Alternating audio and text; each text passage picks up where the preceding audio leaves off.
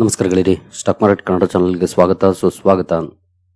ಗೆಳೆಯರಿ, ವಿಡಿಯೋದಲ್ಲಿ ಬಹಳನೇ ಇಂಪಾರ್ಟೆಂಟ್ ಆಗಿರುವಂಥ ಟಾಪಿಕ್ನ ಬಗ್ಗೆ ಕವರ್ ಮಾಡ್ತಾ ಇದ್ದೀನಿ. ಯಾಕಂದ್ರೆ ಇತ್ತೀಚೆಗೆ ಮಾರ್ಕೆಟಲ್ಲಿ ತುಂಬಾನೇ ಅನ್ಸರ್ಟನಿಟೀಸ್ ಇದೆ.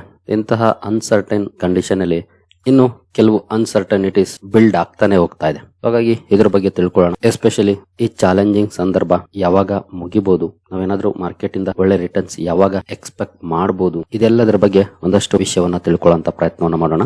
ಹಾಗಾಗಿ ವಿಡಿಯೋನ ಕೊನೆವರೆಗೂ ನೋಡಿ, ಪೂರ್ತಿ ವಿಚಾರ ತಿಳ್ಕೊಳ್ಳಿ. ಮೇ ಬಿ ನಿಮಗೆ ಒಂದಷ್ಟು ಡೌಟ್ಸ್ ಕ್ಲಿಯರ್ ಆಗ್ಬೋದು, ಜೊತೆಗೆ ಕಾನ್ಫಿಡೆನ್ಸ್ ಕೂಡ ಬೂಸ್ಟ್ ಆಗ್ಬೋದು ವಿಡಿಯೋ ನೋಡಿದ ನಂತರ. ಗೆಳೆಯರಿ, ಮೊದಲಿಗೆ ಡಿಸ್ಕ್ಲೇಮರ್ ಕೊಡ್ಲಿಕ್ಕೆ ಇಷ್ಟಪಡ್ತೀನಿ. ಇಲ್ಲಿ ಯಾವ್ದಾದ್ರು ಸ್ಟಾಕ್ ಅನ್ನ ಮೆನ್ಷನ್ ಮಾಡಿದ್ರೆ ಅದು ಯಾವುದನ್ನು ಕೂಡ ನಾನು ರೆಕಮೆಂಡ್ ಮಾಡ್ತಿಲ್ಲ. ನೀವು ಫರ್ದರ್ ಸ್ಟಡಿ ಮಾಡಿ ಡಿಸಿಷನ್ ತಗೊಳ್ಬಹುದು. ಆಸ್ ಎ ಎಜುಕೇಶನಲ್ ಪರ್ಪಸ್ ನನ್ನ ವಿಡಿಯೋ ಮುಂದೆ ತರ್ತಾ ಇದ್ದೀನಿ. ಹಾಗೆ ಡಿಸ್ಕ್ರಿಪ್ಷನ್ ಅಲ್ಲಿ ಅಕೌಂಟ್ ಓಪನಿಂಗ್ ಲಿಂಕ್ ಇದೆ, ಅಕೌಂಟ್ ಅನ್ನು ಓಪನ್ ಮಾಡ್ಕೊಳ್ಬಹುದು. ಹೂಡಿಕೆಗೆ ಸಂಬಂಧಪಟ್ಟಂತೆ ನಿಮ್ಗೆ ಏನಾದ್ರು ಸಪೋರ್ಟ್ ಬೇಕು ಅಂತಂದ್ರೆ ಈ ನಂಬರ್ಗಳ ಮೂಲಕ ನಮ್ಮ ಟೀಮ್ ನ ಕಾಂಟ್ಯಾಕ್ಟ್ ಮಾಡಬಹುದು. ಇಲ್ಲಿ ಮೆನ್ಷನ್ ಮಾಡಿರುವಂತ ಎಲ್ಲ ಸರ್ವಿಸಸ್ ನಮ್ಮ ಮೂಲಕ ಸಿಗುತ್ತೆ. ಬಟ್ ಇದಕ್ಕೆ ಕಂಡೀಷನ್ ಒಂದೇ, ನಮ್ಮ ಮೂಲಕ ಅಕೌಂಟ್ ಓಪನ್ ಆಗಿರಬೇಕು. ಹಾಗಾಗಿ ಅಕೌಂಟ್ ಓಪನ್ ಮಾಡ್ಕೊಂಡು ಕಾಂಟ್ಯಾಕ್ಟ್ ಮಾಡಬಹುದು. ಮೊದಲಿಗೆ ನಮ್ಮ ಮಾರ್ಕೆಟ್ ನ ಪರ್ಫಾರ್ಮೆನ್ಸ್ ಅನ್ನ ನೋಡೋಣ. ಲಾಸ್ಟ್ 1 year ಅಲ್ಲಿ ನಮ್ಮ ಮಾರ್ಕೆಟ್ ಯಾವ ರೀತಿ ಪರ್ಫಾರ್ಮ್ ಮಾಡಿದೆ ನೀವು ಇಲ್ಲಿ ನೋಡಬಹುದು. 1 year ಪರ್ಫಾರ್ಮೆನ್ಸ್ ಅನ್ನ ತಗೊಂಡ್ರೆ ಅರೌಂಡ್ 3% ನೆಗೆಟಿವ್ ಇದೆ. ಅದರಲ್ಲೂ ಇತ್ತೀಚಿನ ಡೌನ್ ಫಾಲ್ ನ ನಂತರ ಆಲ್ಮೋಸ್ಟ್ 26,000 ಏನಿತ್ತು ಅಂದ್ರೆ ಹಿಂದಿನ ಹೈ ಏನಿತ್ತು ಅದನ್ನ ಬೀಟ್ ಮಾಡಿತ್ತು ಜನವರಿಯಲ್ಲಿ. ಬಟ್ ಆ ನಂತರ ಅಂದಂತ ಸುದ್ದಿಗಳು ಮಾರ್ಕೆಟ್ ನ ಅಲ್ಲಿಂದ ನೋಡಬಹುದು 13-14% ಡೌನ್ ಆಗೋ ತರ ಮಾಡಿದ್ದಾವೆ. ಇನ್ನು ನಾವು 5 years ಪರ್ಫಾರ್ಮೆನ್ಸ್ ಅನ್ನು ಓಪನ್ ಮಾಡಿದ್ರೆ 5 years ಅಲ್ಲಿ ಒಳ್ಳೆ ಪರ್ಫಾರ್ಮೆನ್ಸ್ ಇದೆ. ಇಂಡೆಕ್ಸ್ ಲೆವೆಲ್ ಅಲ್ಲಿ 57% ರಿಟರ್ನ್ಸ್ ಅಂದ್ರೆ ಬೆಟರ್ ಪರ್ಫಾರ್ಮೆನ್ಸ್ ಅಂತಾನೆ ಹೇಳ್ಬೋದು. 2024 ಸೆಪ್ಟೆಂಬರ್ ಅಲ್ಲಿ ಹೈ ಅನ್ನು ಅಚೀವ್ ಮಾಡಿತ್ತು 26,200 ಚಿಲ್ಲರೆ. ನಂತರ 2026 ಜನವರಿಯಲ್ಲಿ ಅಚೀವ್ ಮಾಡ್ತು. ಆ ನಂತರ ಎಸ್ಪೆಷಲಿ ಏನು ಮಿಡ್ಲ್ ಈಸ್ಟ್ ಯುದ್ಧ ಶುರುವಾಯಿತು, ಅಲ್ಲಿಂದ ಬಿಗ್ ನೆಗೆಟಿವ್ ಪರ್ಫಾರ್ಮೆನ್ಸ್ ನಮ್ಮ ಮಾರ್ಕೆಟ್ ಅಲ್ಲಿ ನೋಡ್ಲಿಕ್ಕೆ ಸಿಕ್ಕಿದೆ. ಹಾಗೆ ಈ ರೀತಿ ಪರ್ಫಾರ್ಮೆನ್ಸ್ ಇದೆ ಮೊದಲ ಖಂಡಿತ ಏನಿಲ್ಲ. ನೀವು ಇಲ್ಲಿ ನೋಡಬಹುದು 2024-25 ಕೂಡ ಇದೇ ರೀತಿ ಡೌನ್ ಫಾಲ್ ಕಂಡು ಬಂದಿತ್ತು. ಹಾಗೆ 2021 ಕೂಡ ಇದೇ ರೀತಿ ಒಂದಷ್ಟು ಡೌನ್ ಫಾಲ್ ಇತ್ತು. ನೋಡಬಹುದು 16% ಗಿಂತ ಜಾಸ್ತಿ ಅಕ್ಟೋಬರ್ ಇಂದ ಜೂನ್ ವರೆಗೂ. ಅಕ್ಟೋಬರ್ 2021 ಜೂನ್ 2022 ವರೆಗೂ ಡೌನ್ ಫಾಲ್ ಬಂದಿತ್ತು. ಇನ್ನು ನಾವು ಮ್ಯಾಕ್ಸಿಮಮ್ ಪರ್ಫಾರ್ಮೆನ್ಸ್ ಅನ್ನು ಓಪನ್ ಮಾಡಿದ್ರೆ ಇನ್ನು ದೊಡ್ಡ ಮಟ್ಟದ ಡೌನ್ ಫಾಲ್ ಗಳು, ಕನ್ಸಾಲಿಡೇಷನ್ ಫೇಸ್ ಗಳು ಎಲ್ಲವೂ ಕೂಡ ನೋಡ್ಲಿಕ್ಕೆ ಸಿಗುತ್ತೆ. ಇದು part of the market journey. ಅದರಲ್ಲಿ ಸಮಸ್ಯೆ ಆಗ್ತಿರೋದೇನಂದ್ರೆ ತುಂಬಾ ಜನರು ಹೊಸಬರಿದ್ದೀರಿ, ಅಂತವ್ರು ಮೊದಲನೇ ಸಲ ಈ ಎಕ್ಸ್ಪೀರಿಯನ್ಸ್ ಮಾಡ್ತಾ ಇದ್ದೀರಿ. ಇದು ಚಾಲೆಂಜಿಂಗ್ ಆಗಿರೋದು.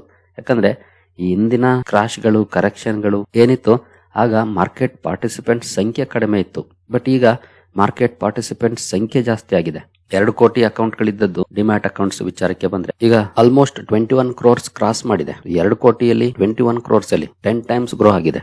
ಹಾಗಾಗಿ ತುಂಬಾ ಜನ ಹೂಡಿಕೆಯನ್ನ ರೀಸೆಂಟ್ ಆಗಿ ಸ್ಟಾರ್ಟ್ ಮಾಡಿರೋರು, ಎಸ್ಪೆಷಲಿ ಕೋವಿಡ್ ಆನ್ವರ್ಡ್ಸ್ ಅಂತವರಲ್ಲಿ ಈಗ ಪಾನಿಕಿಂಗ್ ನೋಡ್ಲಿಕ್ಕೆ ಸಿಗ್ತಾ ಇದೆ. ಈ ಮಾರ್ಕೆಟ್ ಸರಿ ಇಲ್ಲ, ಗ್ಯಾಮ್ಲಿಂಗ್, ಈ ರೀತಿ ಮಾತುಗಳು ಸಾಕಷ್ಟು ಕೇಳಿ ಬರ್ತಾ ಇರುತ್ತೆ. ನೀವು ಏನೇ ಹೇಳಿ ಮಾರ್ಕೆಟ್ಗೆ, ಏನೇ ಬೈದ ತಕ್ಷಣ ಮಾರ್ಕೆಟ್ ಏನ್ ಅಪ್ ಆಗೋದಿಲ್ಲ.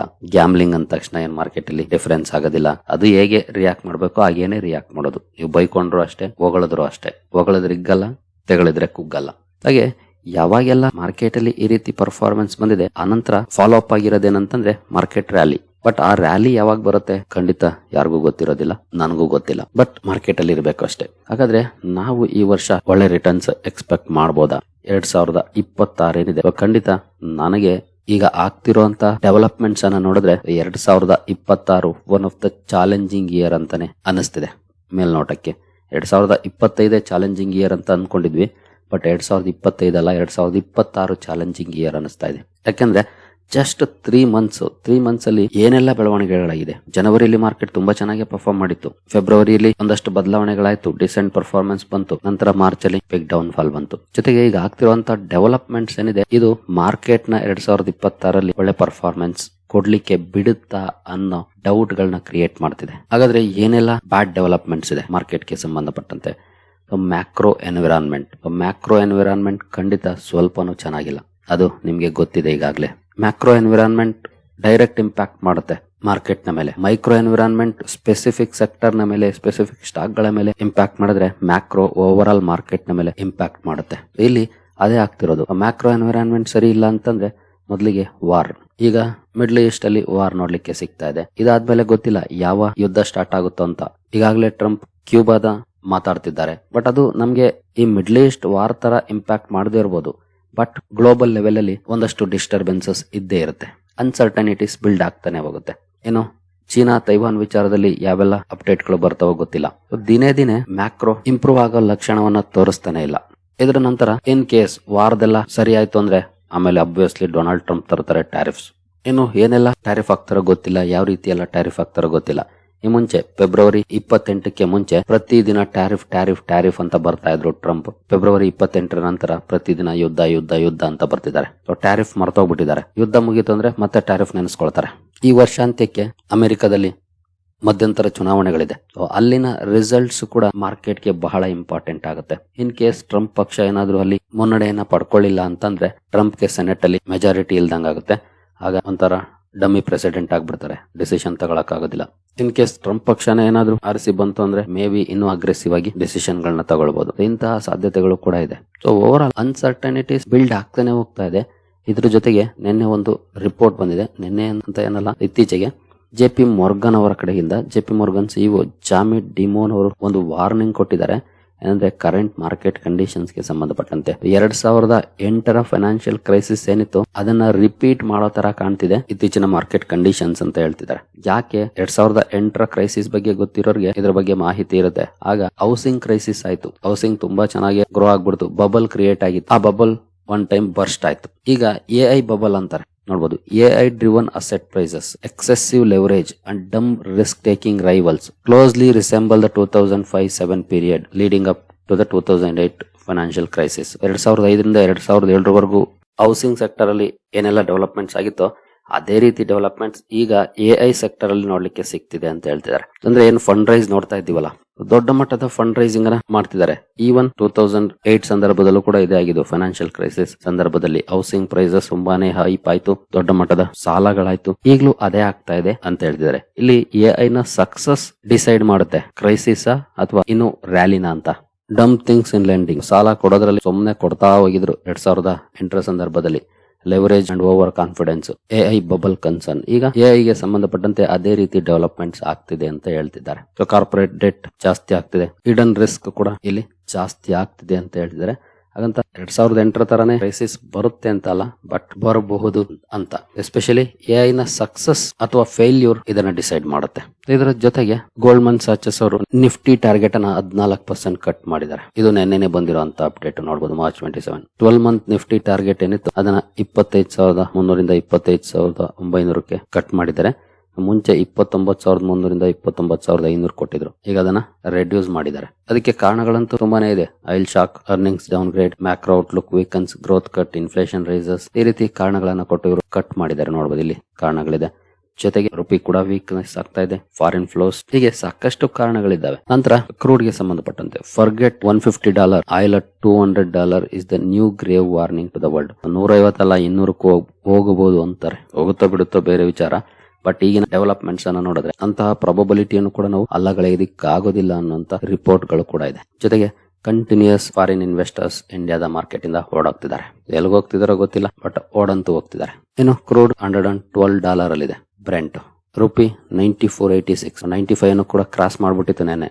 ಮತ್ತೆ ಕ್ಲೋಸಿಂಗ್ 94.86 ಅಲ್ಲಾಗಿದೆ. ಹೀಗೆ ಅಂತ್ಯನೇ ಇಲ್ಲ ಅನ್ನೋ ತರ ಮೇಲೆ ಹೋಗ್ತಿದೆ. ಸೊ ಈ ಎಲ್ಲವನ್ನ ನಾವು ಕಂಬೈನ್ ಮಾಡಿ ನೋಡಿದಾಗ ಅಬ್ವಿಯಸ್ಲಿ 2026 ತುಂಬಾನೇ ಚಾಲೆಂಜಿಂಗ್ ಇಯರ್ ಅಂತಾನೆ ಅನಿಸ್ತಿದೆ. ಯಾಕಂದ್ರೆ ಜಸ್ಟ್ 3 ಮಂತ್ಸ್ ಆಗಿದೆ, ಇನ್ನು 9 ತಿಂಗಳಿದೆ. ಈ 9 ತಿಂಗಳಲ್ಲಿ ಇನ್ನು ಏನೇನೆಲ್ಲ ನೋಡ್ಬೇಕಾಗುತ್ತೋ ಗೊತ್ತಿಲ್ಲ. ಆ ರೀತಿಯ ಕಂಡೀಷನ್ ಬಿಲ್ಡಪ್ ಆಗ್ತಾ ಇದೆ. So then what next? ಇನ್ವೆಸ್ಟರ್ಸ್ಗೆ ಇದೇ ಚಾಲೆಂಜ್. ಆಕ್ಚುಲಿ ನಾವು ಅಕ್ಯುಮುಲೇಷನ್ ಗಾಗಿ ಕಾಯ್ಬೇಕು. ಮಾರ್ಕೆಟ್ ಬೀಳುತ್ತೆ, ಬಿದ್ಮೇಲೆ ಎಲ್ಲೋ ಒಂದ್ ಕಡೆ ಕನ್ಸಾಲಿಡೇಟ್ ಆಗುತ್ತೆ. ಕನ್ಸಾಲಿಡೇಟ್ ಆದ್ಮೇಲೆ ಒಂದು ರ್ಯಾಲಿ ಕೂಡ ಬರುತ್ತೆ. ಆ ರ್ಯಾಲಿ ನಮ್ಗೆ ಪರ್ಜರಿ ರಿಟರ್ನ್ಸ್ ಅನ್ನ ಕೊಡುತ್ತೆ. ಹಾಗಾಗಿ ಆ ರ್ಯಾಲಿ ಯಾವಾಗ ಬರುತ್ತೆ, ಹೇಗೆ ಬರುತ್ತೆ ಗೊತ್ತಿಲ್ಲ, ಬಟ್ ಆಬ್ವಿಯಸ್ಲಿ ಬಂದೇ ಬರುತ್ತೆ. ಇದರಲ್ಲಿ ಎರಡು ಮಾತಿಲ್ಲ. ಹಾಗಾಗಿ ನಾವು ಅದಕ್ಕೋಸ್ಕರ ಕಾಯ್ಬೇಕು. ಇದು ಆಕ್ಚುಲಿ ಅಕ್ಯುಮುಲೇಷನ್ ಫೇಸ್ ಅಂತಾನೆ ಹೇಳ್ಬೋದು. ಬಟ್ ಗ್ರಾಜುಯಲ್ ಆಗಿ ಹೋಗ್ಬೇಕು. ನಾವು ಅಗ್ರೆಸಿವ್ ಆಗಂತೂ ಹೋಗಕ್ ಆಗೋದಿಲ್ಲ. ಗ್ರಾಜುಯಲ್ ಆಗಿ ಚೂಸಿ ಆಗ್ಬೇಕು ಅಂತ ನಾನು ಈ ಹಿಂದೆನೆ ಕೂಡ ಹೇಳಿದ್ದೀನಿ. ಅಂದ್ರೆ ಈವನ್ 2024ರ ಸೆಪ್ಟೆಂಬರ್ ಇಂದ ಮಾರ್ಕೆಟ್ ಏನ್ ಬಿತ್ತು ಆಗಿನ ಸಂದರ್ಭದಿಂದನೂ ಕೂಡ ಹೇಳಿದೀನಿ, ನಾವು ಚೂಸಿ ಆಗ್ಬೇಕು, ಕೇರ್ಫುಲಿ ಪಿಕ್ ಮಾಡ್ಬೇಕು ಸ್ಟಾಕ್ ಗಳನ್ನ.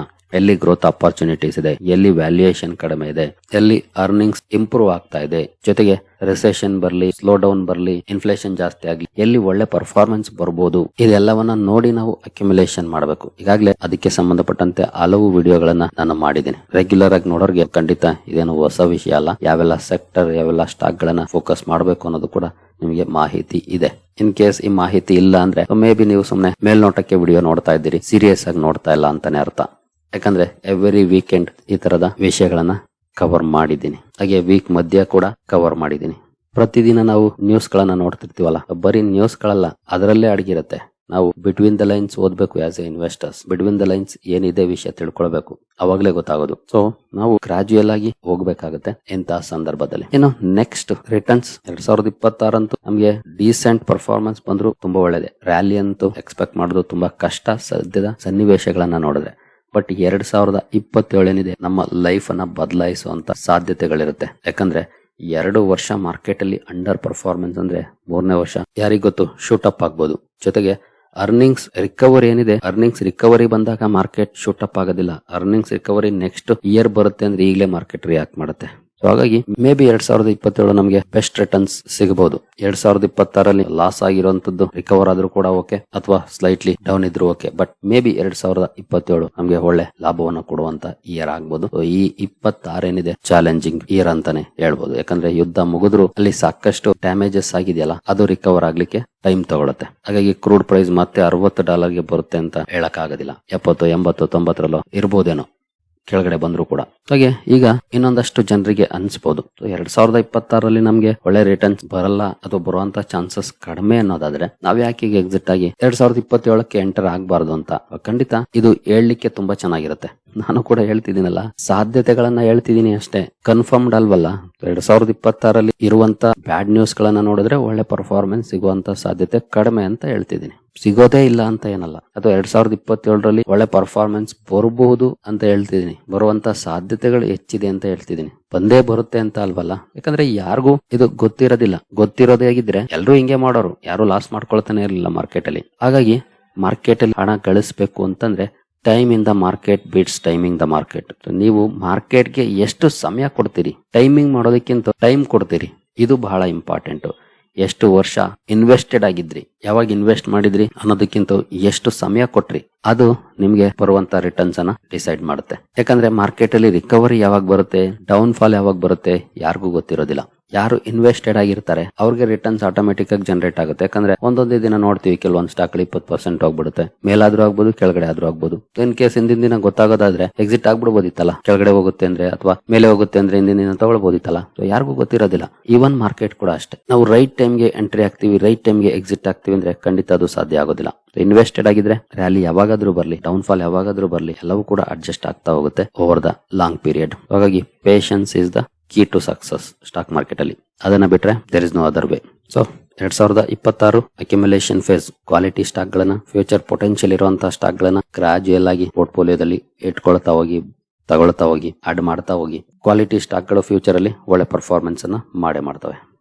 ಸರಿಗಳಿರಿ, ಈ ವಿಡಿಯೋದಿಂದ ಒಂದಷ್ಟು ವಿಚಾರಗಳು ಗೊತ್ತಾಗಿದೆ ಅಂದ್ಕೊಳ್ತೀನಿ. ಜೊತೆಗೆ 2026 ನಾವು ಓವರ್ ಎಕ್ಸ್ಪೆಕ್ಟೇಷನ್ ಇಟ್ಕೊಳ್ಬಾರದು ಅಂತಾನು ಕೂಡ ಗೊತ್ತಾಗಿದೆ ಅಂದ್ಕೊಳ್ತೀನಿ. ಮುಂದಿನ ವಿಡಿಯೋದಲ್ಲಿ ಸಿಗೋಣ. ಹಾಗೆ ಡಿಸ್ಕ್ರಿಪ್ಷನ್ ಅಲ್ಲಿ ಅಕೌಂಟ್ ಓಪನಿಂಗ್ ಲಿಂಕ್ ಇದೆ, ಅಕೌಂಟ್ ಅನ್ನು ಓಪನ್ ಮಾಡ್ಕೊಳ್ಬಹುದು. ಜೈ ಹಿಂದ್, ಜೈ ಕರ್ನಾಟಕ.